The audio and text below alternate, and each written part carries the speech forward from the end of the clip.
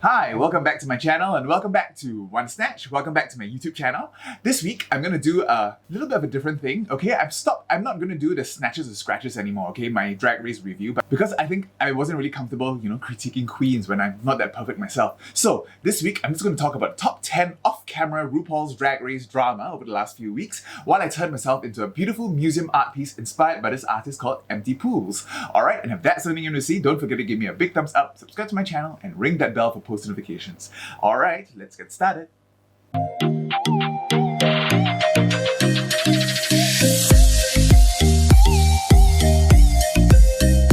Alright, let's get started. Just gonna prime my face, and I think I'm gonna pop this shirt off too because it's gonna be paint all the way down here.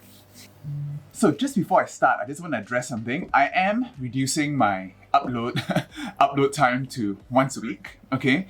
I've been uploading twice a week ever since Snatchween, and it was fun. I mean, I did have a good time, but I think work is starting to pile up, and I'm starting to feel this pressures of of uploading too much, and that wasn't very good. The Drag Race actually airs in Singapore here on Saturday mornings, and I can only film on weekend mornings, okay, because I work during the week. So if I'm filming on Saturday morning for my Friday shoot, okay, I can only watch Drag Race on Saturday afternoon, which means I have only less than 24 hours to get my act together, style a wig, get my concept, get screenshots and everything, and that was really, really stressful, okay, and I didn't really have time to do very much of that at all. So I decided to stop doing my snatches and scratches, okay, and I also really didn't enjoy judging the queens because they're also amazing, and I felt a little bit icky, just critiquing them all the time.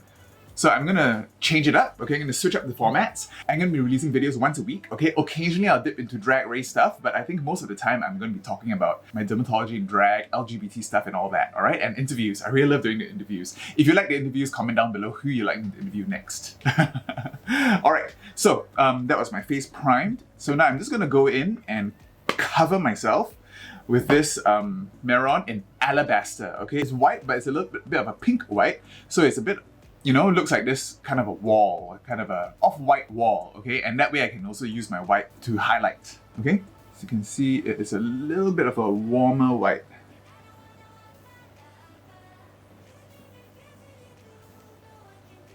I'm going to use today to sum up all the stuff I've missed on Drag Race the last 2 weeks, and also talk about, the whole franchise as a whole. So it's going to be the top 10 off-camera dramas for Drag Race. Alright, so at number 10, I'm going to talk about all the snatches and scratches I've missed. Okay, all the amazing makeup on the show.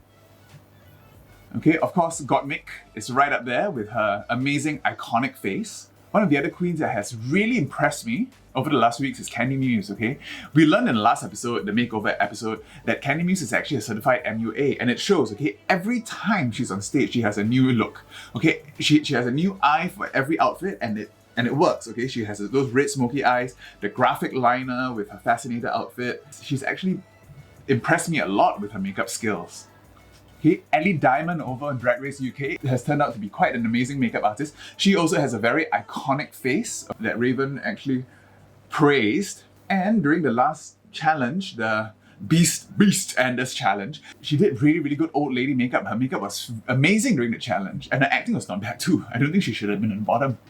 I think Lawrence Chaney should have been at the bottom for that one. I think Lawrence Chaney really was not performing the best. We'll discuss that later also. Who else do you think has really good makeup on the show? I think Ru's makeup has also been stellar, okay? Every episode, Raven is outdoing herself with an amazing makeup on RuPaul's face. Okay, I'm really mesmerized every time RuPaul's on. The makeup is really, really spectacular, okay? I think this last episode also, the makeover episode, the Freaky Friday episode, also highlighted people who weren't really good makeup artists, okay? And they did finally call out Tina Burner for having really bad makeup. And this overly smoky eye, I think the judges did call her out on that. Rosé did not look good in that. And Rosé's makeup isn't that great either. Last week in the Fascinator challenge, Rosé, when she turned around, she really looked like an old woman, okay? Her makeup is not that great either. And I think Tina Burner called Rosé a Scottish caveman this time. Yeah, she's not working. She's really got this Neanderthal brows and these really, really thick brows which are really hard to work with. So I think, she starts off at a disadvantage. It's a back guard. Really, just get that back. Yeah, speaking about this last episode of Drag Race, I did find that this episode was really, really instructional also because, you know, when the queens had to teach each other how to walk, and I think I'm going to take a few tips from there too about how to present yourself on a runway. You know how Rosé says that there's wine flowing down your shoulders and you need to flick them out on the runway. I thought that was pretty cool. And also the way Simone teaches Utica how to walk and how Utica learned it so fast. I really think that kind of slinking down the runway really worked for both of them. I really enjoyed this last episode. Okay, now that I'm completely covered in white, I'm gonna use some pink, okay, to do some draping here. A very Rococo Marie Antoinette kind of Baroque style of makeup today. Instead of contouring heavily, I'm just going to do a really, really heavy blush contour, which is really just up here to pull the face up a little bit. Like that. Because this look is going to be mainly about all the bits and bobs that I'll be sticking onto myself, the base makeup does not have to be so crazy. Just blend it out. Okay, I think I'm ready to powder, so I'm just going to powder this, okay, and I'll be right back. Alright, all powdered. Now I'm just going to go in with my Nikki Tutorials palette using Blend and Snap. A little bit of a pink just to, you know, give myself a little bit of dimension all over. Okay, so this is the pink Blend and Snap. I'm just going to use this to deepen this up here. Okay, it's more like a fleshy pink, more than a neon pink. Okay, and next, number 9 on my list is the pink. Okay, so the pink this year, we're very lucky to have both Drag Race and Drag Race UK entertain us during the pandemic. These queens really went through a lot. Drag Race UK especially was broken up halfway, and they had a 7-month break in between, and I thought that was quite interesting, and they actually showed us the down special. But in Drag Race 13, they actually filmed completely within the. Should I be saying pandemic or will I be demonetized? Fine, I'll say panoramic. Like they all do. The queens on Drag Race 13 actually prepared during the panoramic. And you know, they actually showed the special for that as well. The specials for both Drag Race 13 and Drag Race UK were completely different, okay? Drag Race 13 was a little bit clinical, a little bit Emmy bait, okay? Trying to get another Emmy, making it look very slick. Whereas Drag Race UK was more real, okay? More raw. And I really preferred that. Especially seeing how much queens like Veronica Green were suffering. Okay, continuing the blend and snap, I'm just going to bring it in here and down the nose. The formats for this really actually did affect the competition itself. In Drag Race 13, the queens couldn't probably get stuff made for the proper season. For example, Tina Burner's designer, Florence Delis, was in hospital and she had to commission most of her creations to other people. So that's why I think Tina Burner's fashions looked a little bit off this season. Whereas over in Drag Race UK, Bimini Bon Boulash, they showed during the season that she worked really, really hard to improve herself. And she did a complete turnaround, okay? In the first episode, she was in the bottom, okay, for showing exposed tape on the runway. But by now, she's like the front runner. Which brings me to my number 8 on my list, the rise of Bimini Bon Boulash. I really think she's going to win Drag Race UK, and I'll be really happy if she does too. During the first half of Drag Race UK, Lawrence Chaney actually looked like he was going to take the crown because he won three challenges, and when he came back, he won that challenge too, the UK Hun challenge. But Bimini has come up from behind and, you know, swept everything, and she's shown tremendous improvement both in performance, confidence, fashion, everything throughout the panoramic. So I think Bimini Bon Boulash, hopefully she'll win Drag Race UK. She's going to be a non-binary winner and also from East London, and a completely different winner from the Vivienne as well. In the last episode, there's this shot of her wig stand, and you know, all her wigs look so amazing. They all look so different and all look so avant-garde. I really wish I could have some wigs like Bimini Bon Boulash. Okay, I think I'm going to cut the crease a little bit with my Clown White light. Oh, and also Bimini has such a ridiculous name. I really enjoy saying it, and I really enjoy having Ru say it. Can you imagine Ru saying Victoria won the snatch? I think Bimini is really going to be a great winner for this franchise. Yeah, Lawrence Chaney, he was doing well at the beginning, but you know, I think he really lost his steam, and it tells, okay, the way that he blew up at Ellie Diamond 2 episodes ago really shows that I think he's a little bit insecure about his place in the competition. But you know, it's Bimini's game to win now, so hopefully next week's finale we'll see how she does. Now I'm going to go all the way around my eye and smoke it out with, I guess I use this NYX palette. I haven't used it for a very long time. I'm going to use this darker pink there. Oh, there's a bit of a hard pan going, scrape off the top, go on the eye. So I'm trying to drag this out as much as I can. That brings us to number 7 on my list, which is this extra long season of Drag Race season 13. Apparently, initially VH1 also ordered a season of a secret celebrity Drag Race. But I think because of the panoramic, they couldn't do that, okay, because that required bringing multiple sets of people in and out. So they had to extend Drag Race Season 13 to cover up for that, okay, because the set is usually reused for Secret Celebrity Drag Race and All Stars. So when they couldn't do Celebrity Drag Race, they decided that they had to drag on Season 13, okay, and that explains the non-elimination of Candy Muse, and also the lockdown special, and also the first 4 episodes when one went home. And it probably also means they can't bring someone back, okay, because that means they would have to quarantine 2 weeks if they were sent home and then they were brought back a few weeks later, unless they just kept them all in the hotel. Okay, before I continue, I'm going to go to the shower and speckle myself with some color to make this look like, a bit more like a wall. All right, I'll be right back. Okay, so after 3 minutes, that's a bit too long. Okay, you soak that with perfume again, setting spray there so that it sticks. And then I'm going to just place it right there. Okay, so that's Gottmik. And I'm going to reinforce all the edges there with eyelash glue. Okay, you want to get the eyelash glue that dries clear, so it looks a bit like a faded painting. Initially I wanted to do this so that it transfers and do a tattoo, but that didn't work. Okay, and as that dries, I cut a little gold chain. Okay, I got this off an art supply store. I'm just going to have to place it around it as the eyelash glue dries.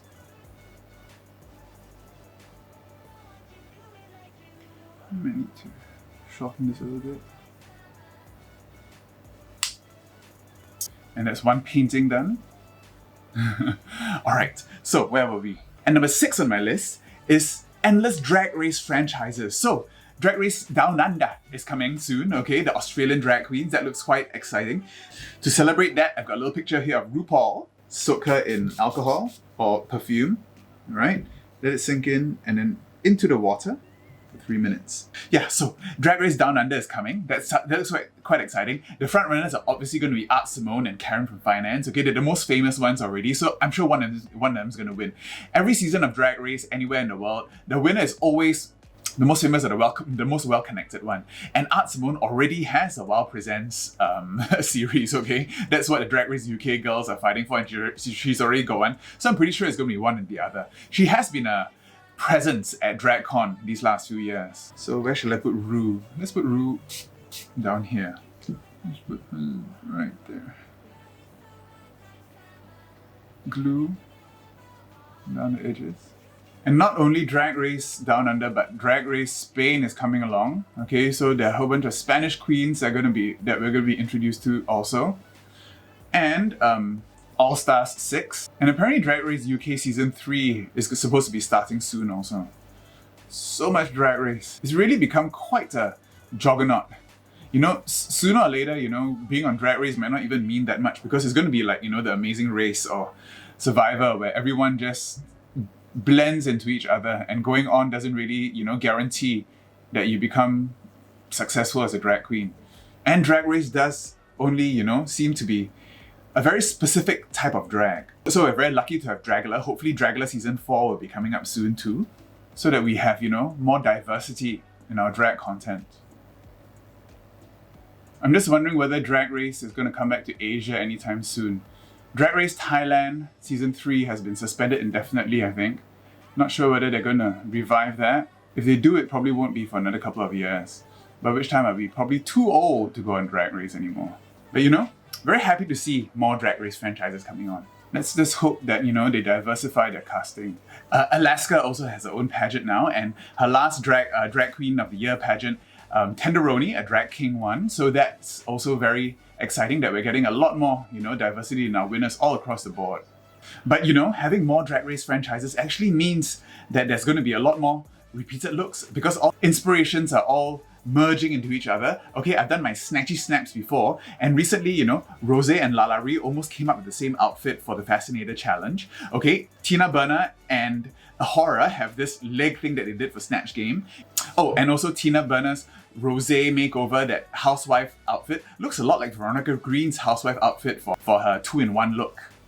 Being truly original is going to be really, really difficult from now on. The neck is not a good place to start because it's moving a lot, so I'm going to leave that for now. I'm going to do more on my face. Okay, moving on. Number 5 on my list is RuPaul's disdain for H&M. Okay, I don't want to see any more fucking H&M. So that's also something that hit the fandom a little bit hard also, that, you know, that we're expected to see high fashion or custom fashion on the runway, especially during the pandemic. It's really difficult to get that together. And on a budget for most of the drag queens, I don't think, you know, they can be expected to not rely on fast fashion. I mean, most of my stuff I get from Fashion Nova, and it works for me so far. But you know, it's not so easy to get everything custom all the time. I'm gonna do this one later. Okay, I'm gonna do some on faces. For my fast fashion one, I have Joe Black here in his amazing Bowie look. I'm gonna put this over there, but I'm gonna do this later. I'm just gonna go on the rest of my face first. Here for my face, I have one of Candy Muse here, okay, because Candy Muse was a really good makeup artist, so I'm going to put this somewhere over on this side. It's difficult for the neck because the neck keeps moving, so I need to work fast on that. I'll leave that for later.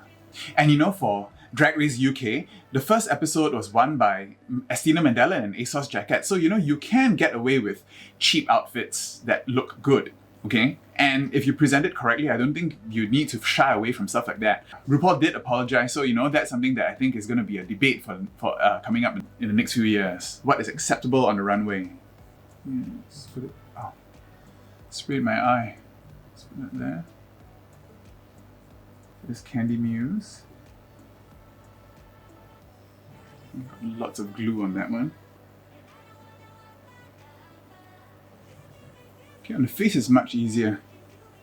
I'm gonna do the face ones first. Next, number 4 on my list is actually racist allegations against Elliot with 2 T's. So I've got Elliot with 2 T's there. Okay, and you know, Elliot with 2 T's has come under fire because people thought that he was, you know, making a lot of racist, insensitive comments in the workroom.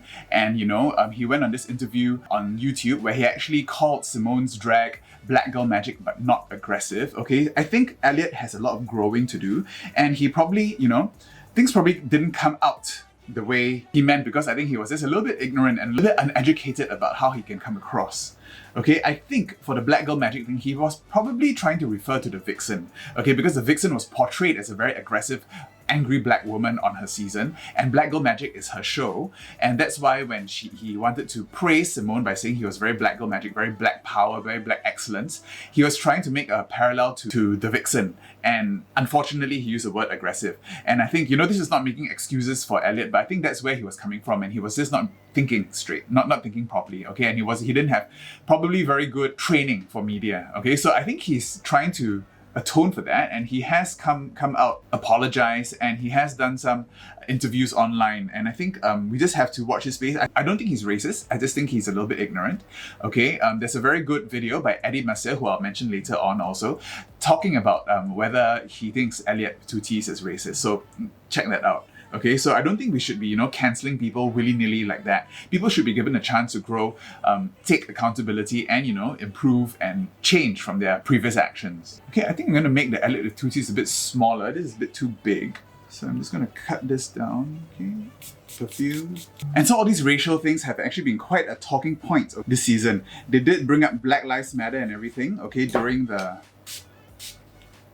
one of the mirror moments. Simone did that very powerful outfit for the Fascinator Challenge, okay, where she came up with say their names on the back of her Fascinator. Utica has been struggling with portraying supposedly cultural things. She had this whole thing when she didn't want to wear an afro for Bob Ross because she thought that was culturally inappropriate. You know, she comes from a small town, so I guess she is trying to be super careful about how she comes across. But you know, in the last challenge, the makeover challenge, they did show that you can do cultural appreciation, okay?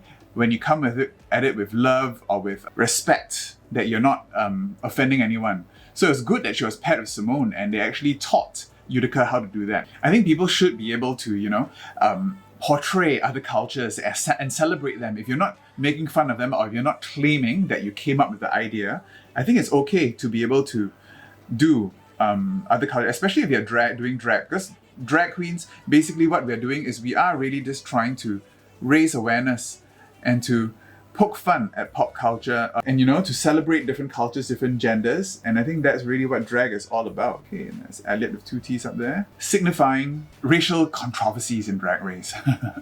Next, number 3 on my list is Queens cancelling Queens.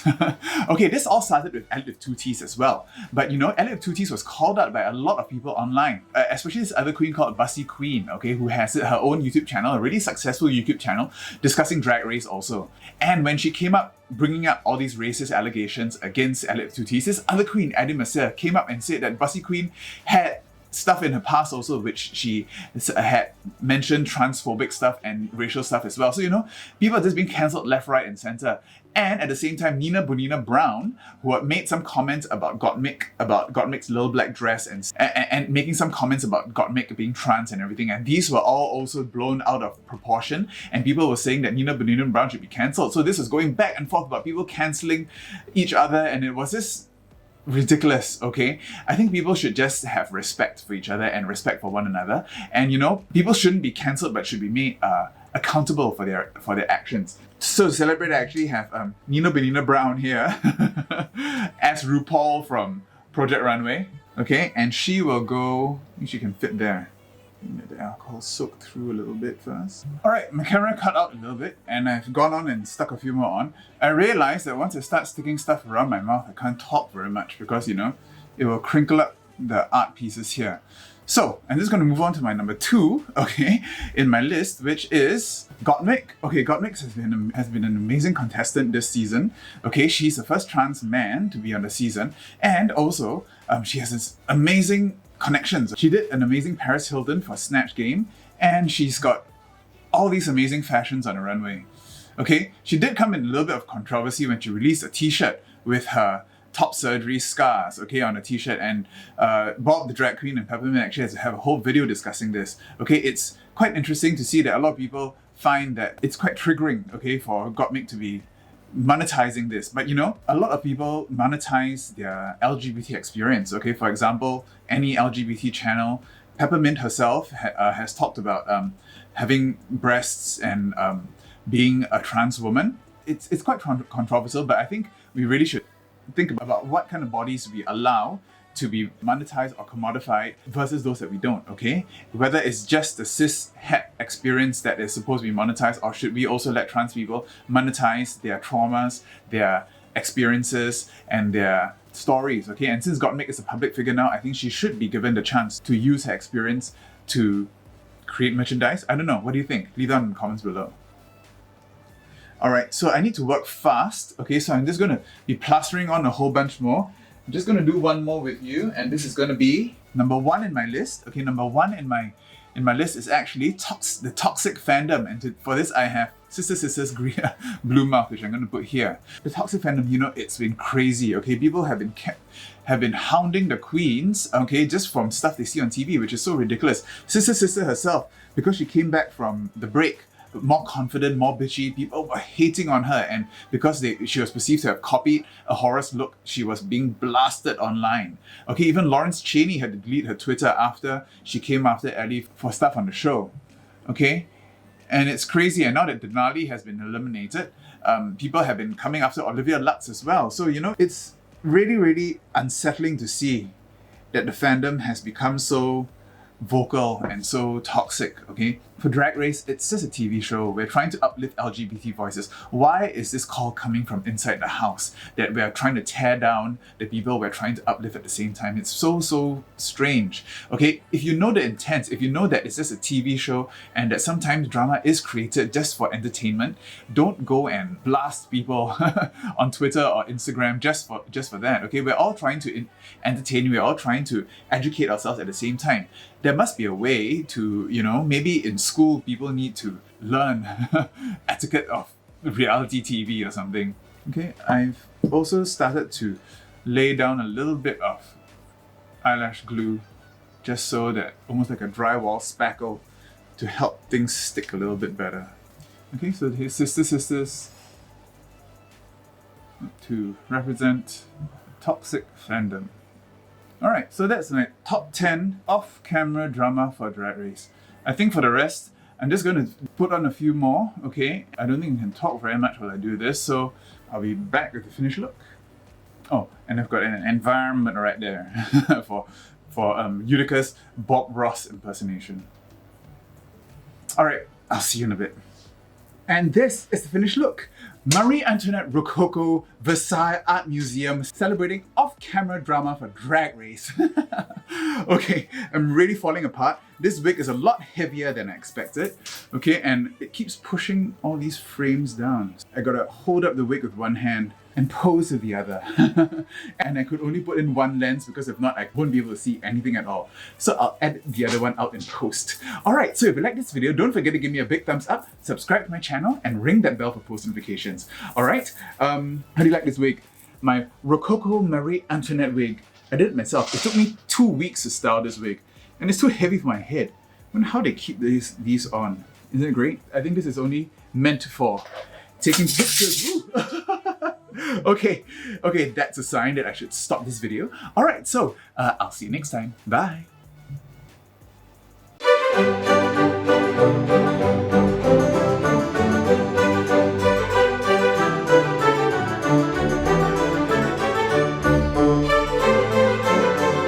Have to hold this up. Rococo. Marie Antoinette. Off with her head. Let them eat cake.